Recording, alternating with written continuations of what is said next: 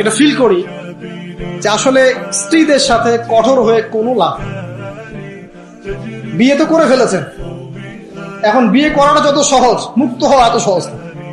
ঠিক আছে, একবার করে ফেললে ব্যাস করে ফেলছেন, সারা জীবন এখন টানতে হবে।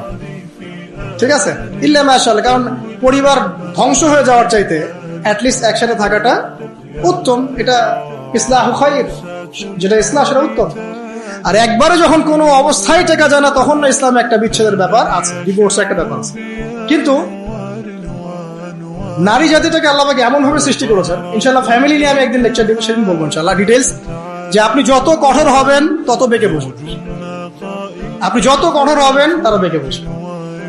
তাদের সাথে এত বেশি কঠোর হয়ে কোনো ফায়দা নাই। কিভাবে ডিল করতে হবে?